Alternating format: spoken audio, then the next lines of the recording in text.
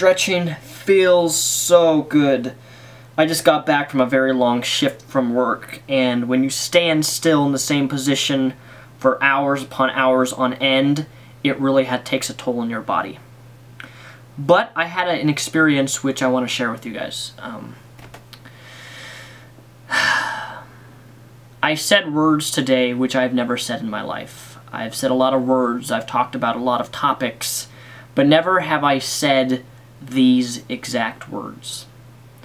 And when I said them, within a minute or two after I said these words, I was kind of like, I slapped myself in the face and I'm like, Daniel, I give you a pat on the back.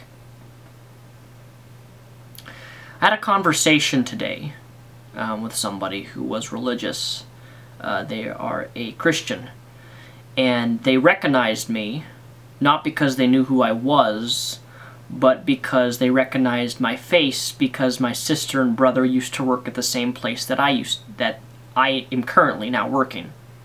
My sister and brother no longer work at the place that I currently work, and I guess the employee at that area saw that I looked I look a lot like my sister and brother. And upon the conversation, he knew that they were Christian. My brother and sister are Christians, along with my mom and my dad. I'm the only non-religious person in the household. Well, my sister and brother don't live here, but within the family.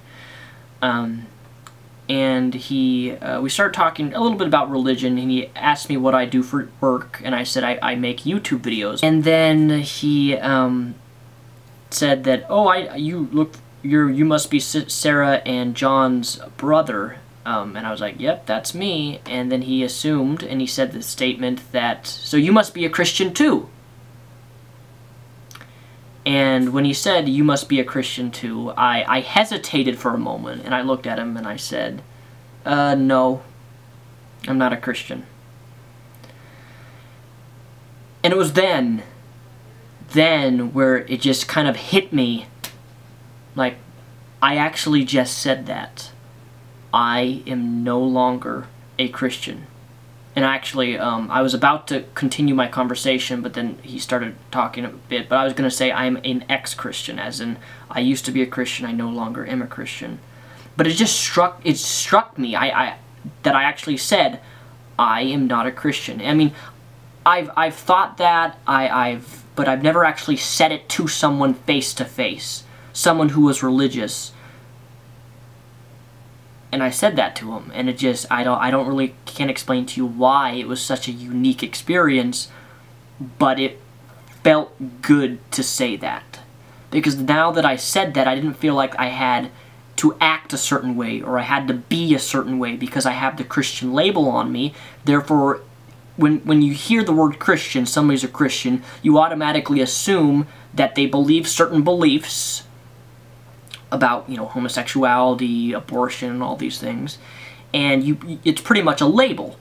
The Christian label on a person says it's kind of like someone labels themselves Republican, then you're like, oh, they must believe this, this, this, and this. And of course that's stereotyping, but still, I used to feel that way when I would say to people, I'm a Christian. I'd instantly feel judged based upon that description of myself, because, you know, it entitles stereotypes and labels from others people. And the fact that I said I'm not a Christian, it was so freeing. But on a more religious note, the rest of the day at work, I kept thinking about myself and religion and Christianity and the Bible as a whole. And I want to make something really clear. I know I have a lot of religious people who watch me, but I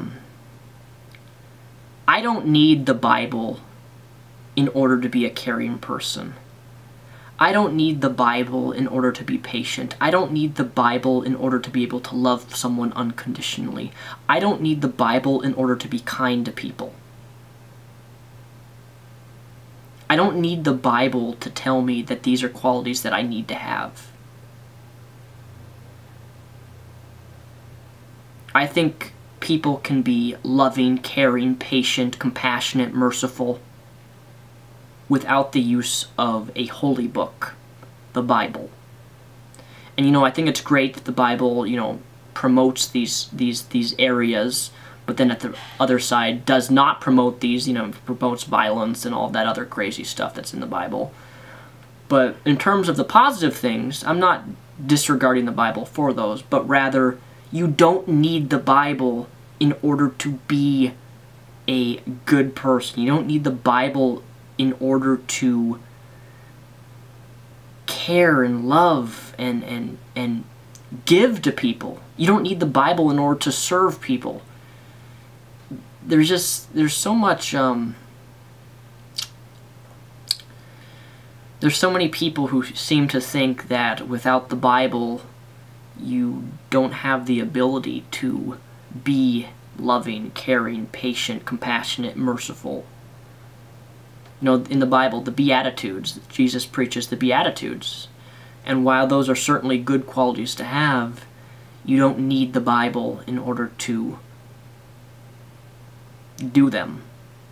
And, in fact, I think if anybody tries to be patient or compassionate or merciful simply because of the Bible, then you're simply a robot, and you're not really being loving and compassionate and merciful and patient with people because you want to be, but rather you're following a book in which you think that if you don't do these things, you're going to go to hell. I mean, I was in that position. I was in the position that if I didn't act a certain way or be a certain way, that when I would die, I'd burn in hell. And it's sad. It's sad when you have to use a book in order to tell you how to live your life and how to treat other people. Because as a community here on YouTube or in general, you don't need a holy book in a community in order to do right. You don't need a book to tell you what to do. All of these traits of character traits, kindness, mercy, compassion, love, care, even without religion, those things are still present. People can still be those things, with or without religion. And I think that religion reinforces the idea that without the belief in a holy book, without the belief in a God, without the belief in a Bible, that you're not capable of these things. When in reality, you are. Just some food for thought.